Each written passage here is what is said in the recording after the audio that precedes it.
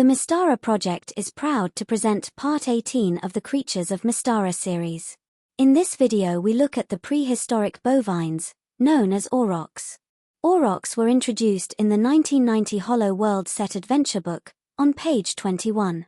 Aurochs' hides give them an armor class of 5, equivalent to chain mail.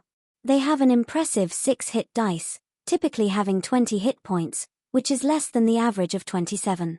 This suggests their herd's numbers are skewed toward cows and calves.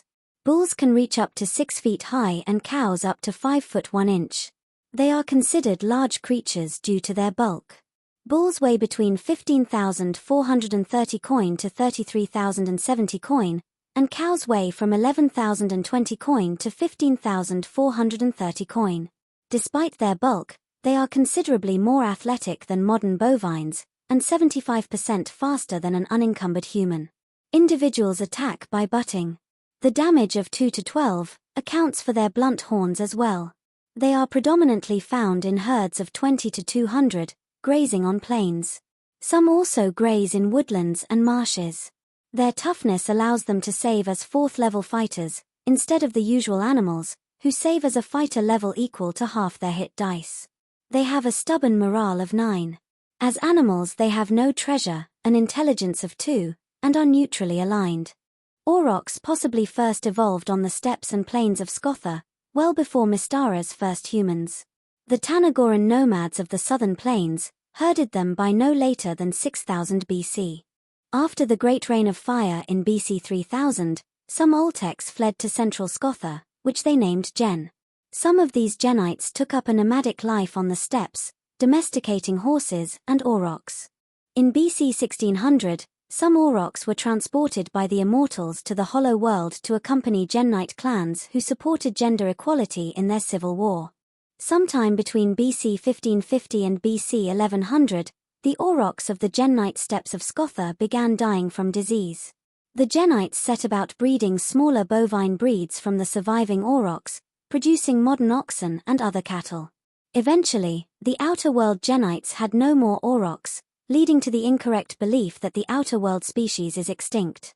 Today, aurochs are most commonly found on the plains of the Genite holdings in southern Iceria, in the Hollow World. The Genites use their hides for tents and harness them to transport their wagon homes. The aurochs are preyed upon typically by carnivorous dinosaurs. Aurochs possibly spread naturally from the Genite holdings to the Tanagoran plains, and/or were placed there when the Tanagoro were transported by the Immortals to the Hollow World in BC 2500. Unlike the nomadic Genites, the Tanagoro tend to fence their aurochs in around their villages, using them for meat and hides. The Morobuto tribe of the fertile Ude River Valley has the best-fed aurochs. Aurochs have spread to the Azcan Empire of northern Iceria, inhabiting the northern plains and northern temperate forests. The coat of arms of the Barony of Namorza of the Confederacy of Rob Wren on the central Savage Coast has an auroch as its symbol. The depiction does not indicate any shaggy fur, so this suggests that standard aurochs or a similar breed may have inhabited the ancestral lands of the Rob Wren, north of the Yazak steppes. Somewhat contradicting this is the appearance of Baron Kalturix of Namorza's auroch heraldic servant, which displays shaggy features. Aurochs are found on the northern grasslands of the Kingdom of Kay, in the western Savage Coast. Their height matches those of the standard aurochs, but they seem to have bison-like features, possibly indicating interbreeding. The Kaymen herd these wild aurochs for their meat, which they trade with the Shezak lizardmen. The lizardmen also use the horns to sound warnings and greetings. The Kaymen use small strider-like lizards to pull their chariots to herd the beasts. Kaymen have also learnt to use aurochs as mounts, steering them by tugging their ears with metal hooks attached to sticks. The shaggy auroch was introduced in the 1992 publication HWR3, The Mylenian Empire, on page 42 of the campaign book. They are not as powerful as the standard aurochs, with their hide and agility giving them the equivalent of scale mail armor. They are still considered larger than man-sized creatures due to their bulk, but only have 4 hit dice. Their movement isn't as fast as their cousins, but is still 50% faster than an unencumbered human. Their headbutt attack only does 2 to 8 damage.